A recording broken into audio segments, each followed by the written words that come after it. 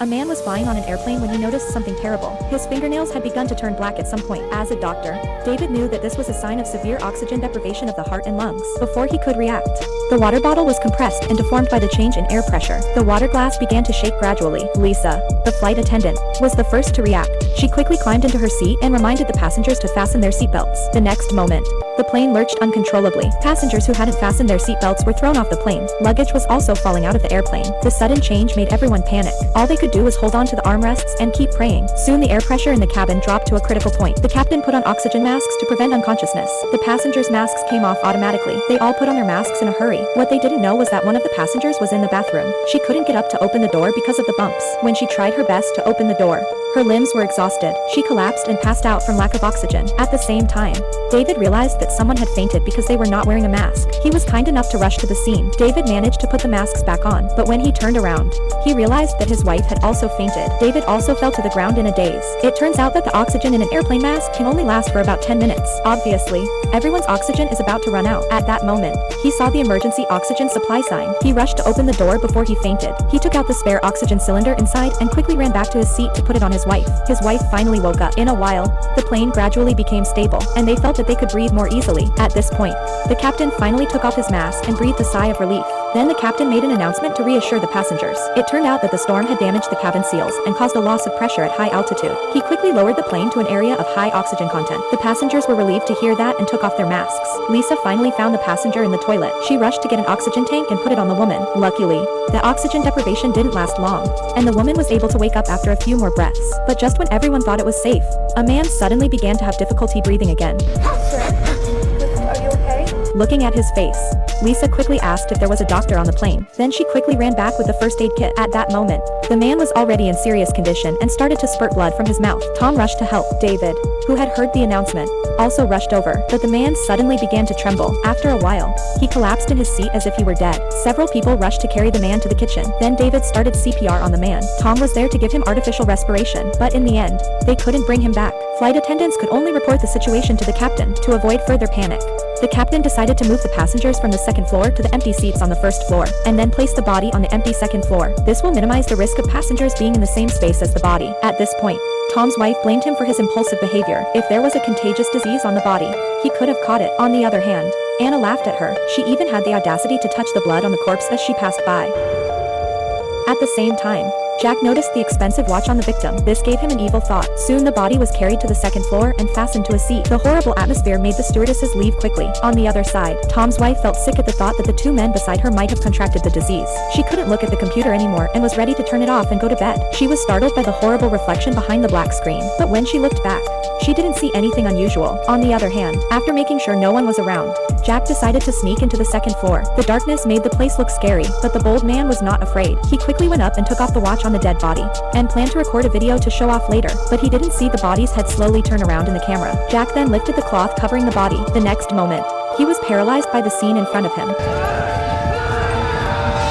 On the other hand, the captain wanted to report the situation to the ground, but realized that the signal on the radio was getting worse and worse. At the same time, Lisa looked through the window and saw a fighter jet flying alongside their plane not far away. Before she knew what was going on, her colleague told her about the strange things that were happening in the cabin. She realized that Jack had been out of his seat for a long time. After an hour of searching, they could only look to the second floor. The two of them went up there again with great trepidation. Fortunately, Jack wasn't here, but to their horror, the body was also missing. They reported the incident to the captain. They decided it was a prank and told them to search every corner, but Lisa still felt uneasy. She asked the captain again if he had seen a fighter jet. The negative answer made her even more anxious. She could only begin to look around the cabin with nervousness, but her conversation with the captain was overheard by David. David rushed to tell his wife, Mr. and Mrs. Tom also heard the shocking news. David can only tell the truth, and guesses that Jack's disappearance is not simple. The four of them decided to look into the matter. They quickly took the dead man's suitcase, but Anna is watching from a distance. They found a large number of hair specimens with people's names on them. Everyone suspected that the victim might be a psychopathic killer, but they couldn't guess anything from this.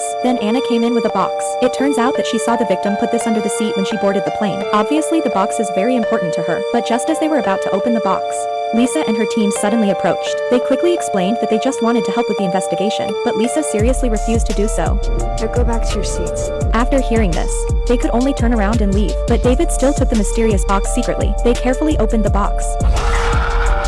Inside the box was a horrible doll that kept bobbing its head. It turned out that the deceased was a doll designer. This Grim Reaper doll was his best work. The doll is meant to escape from fear, but they still couldn't figure out how it was related to the strange events. On the other side of the plane, Lisa was also worried. They searched the entire cabin, but they couldn't find the body. But then she remembered there was one place they hadn't searched. They rushed to open the floor hatch. Down there was the bottom compartment where the checked baggage and cargo were kept. Lisa decided to go down there herself. She asked her colleagues to guard the exits to prevent anyone from escaping. Quickly, Lisa grabbed a flashlight and headed down into the depths. But then the plane suddenly lurched. A lot of luggage fell on her. When Lisa got up, she suddenly saw that the luggage in front of her belonged to the deceased. Curious, she decided to open it to see what was inside. And the next moment,